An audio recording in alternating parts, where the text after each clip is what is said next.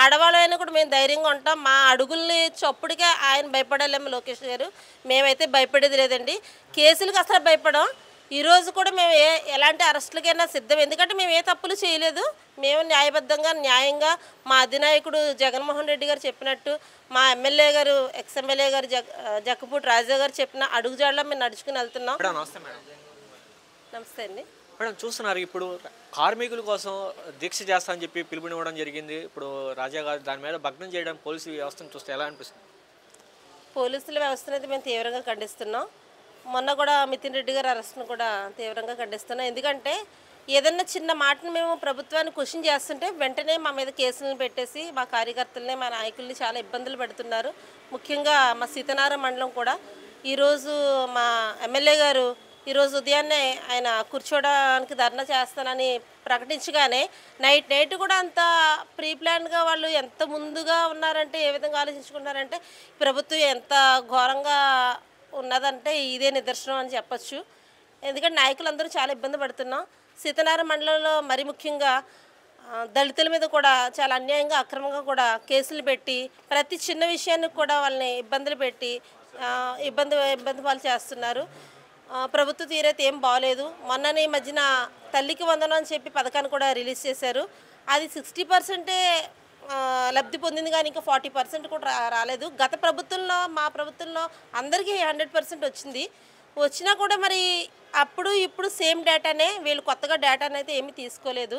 గతంలో ఉన్న డేటాని, గతంలో ఉన్న వాలంటరీ వ్యవస్థని, ఆ క్లస్టర్ని బేస్ చేసుకునే వీళ్ళు ఇచ్చేసారు. కానీ మరి అప్పుడు వచ్చిన ఎలిజిబిలిటీ ఉన్న వాళ్ళకి ఈరోజు ఎందుకు ఎలిజిబిలిటీ అయిపోయింది అన్నది మాకు అర్థం కావట్లేదు. అంతా కేవలం వైఎస్ఆర్సీపీ నాయకుల్ని, కార్యకర్తలు ఇబ్బంది పెట్టాలని చెప్పి, వాళ్ళ ప్రజలను ఇబ్బంది పెట్టాలని చెప్పి అందులో ఏరి కూడా తీసి పథకాలకు కూడా అనర్హులు చేస్తున్నారు. ప్రభుత్వం ఏ ప్రభుత్వమైనా కూడా మంచి చేసే విధానంలో నడుచుకుంటే ప్రజలకి మంచి జరుగుతుంది. కానీ కుట్ర పాలన, రెడ్ బుక్ పరిపాలన, రాజ్యాంగాన్ని ఈ విధంగా వీళ్ళు పాలిస్తున్నారు. దీన్ని మేము తీవ్రంగా ఖండిస్తున్నాం. మేడం చూస్తున్నారు, ఒక మంత్రిగా ఉండి లోకేష్ గారు కూడా మాట్లాడుతూ రెడ్ బుక్ చూసి వైసీపీ నాయకులు, కార్యకర్తలు భయపడుతున్నారు, గుండెపోట్లు వస్తున్నాయి అన్న మాటలు ఎలా? వెన్నుపోటు అనేది వైసీపీ వాళ్ళకి ఎవరికి లేదండి. వాళ్ళకే వెన్నుపోటు వస్తుంది. వెన్నులో వణుకు అనేది కూడా ఎవరికి లేదు. ఆడవాళ్ళైనా కూడా మేము ధైర్యంగా ఉంటాం. మా అడుగుల్ని చప్పుడుగా ఆయన భయపడాలేమో లోకేష్ గారు. మేమైతే భయపడేది లేదండి. కేసులకు అసలు భయపడం. ఈరోజు కూడా మేము ఎలాంటి అరెస్టులకైనా సిద్ధం. ఎందుకంటే మేము ఏ తప్పులు చేయలేదు. మేము న్యాయబద్ధంగా, న్యాయంగా మా అధినాయకుడు జగన్మోహన్ రెడ్డి గారు చెప్పినట్టు, మా ఎమ్మెల్యే గారు, ఎక్స్ ఎమ్మెల్యే గారు జక్కపూడి రాజా గారు చెప్పిన అడుగుజాడలో మేము నడుచుకుని వెళ్తున్నాం. మేము అందరం కూడా మంచి పరిపాలన అందించాం. అది ప్రజలకు కూడా తెలుసు. కానీ వీళ్ళు ఈవీఎంలో మోసాలు చేసుకుని కుట్రపూరితంగా రాజకీయాలు చేసి వీళ్ళందరూ హై మెజారిటీతో వచ్చారు. అది ప్రజలందరికీ తెలుసు. త్వరలోనే మళ్ళీ మాకు అవకాశం వస్తుంది. మేము మా పాలన ఏంటి మేము చూపిస్తాం. మేడం మీరు చూస్తున్నారు మేడం, జగన్మోహన్ రెడ్డి గారు కూడా ఈ మధ్యకాలం చూస్తూ మాట్లాడుతూ కూడా 2.0 చూపిస్తాను, కార్యకర్తలకి మంచి సమన్వయం చేస్తాను. డెఫినెట్గా అండి. ఎందుకంటే ఆయన ప్రజలు మంచి చూసుకున్నారు. నా ఎస్సీలు, నా బీసీలు, నా కార్యకర్తలని అన్నీ కూడా ఆయన అన్నారు. అదేవిధంగా ఆయన పాలన అందించారు. మంచి ఎప్పుడు కూడా ఎవరికి నచ్చదు, చెడునే ఎక్కువగా ప్రబలం చేస్తారు. మేము చెప్పిన దాన్ని మేము చెప్పుకోలేదు, ఎందుకంటే ఎక్స్పోజ్ చేయలేదు. మేము మంచి చేస్తున్నాం కాబట్టి టీవీలో అడ్వర్టైజ్మెంట్లు చేసుకుని అంత మేము షో చేసుకునే టైప్ కాదు. నిజాయితీగా, నీతిగా పనిచేసుకునే తీరులో మేము వెళ్తున్నాము.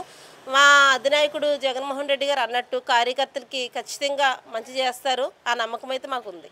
మేడం చూస్తున్నారు, ఇప్పుడు జక్కంపూడి రాజా గారు కార్మికుల కోసం కార్మికులు పడే కష్టానికి నేను దీక్ష చేస్తాను, భగ్నం చేయడానికి ఎలాగో ఏముందండి, విజయం సాధిస్తామనే వెన్నులో వణుకు, భయం ఆ లోకేష్ గారికి, ఆ చంద్రబాబు నాయుడు గారికి, పవన్ కళ్యాణ్ గారికి, వీళ్ళందరికీ ఉందండి, కూటమి నాయకులందరికీ. ఎందుకంటే రాజా గారు వన్స్ కమిట్ అయ్యారంటే అది సక్సెస్ అవుతుంది, ఫెయిల్యూర్ అయితే జరగదు.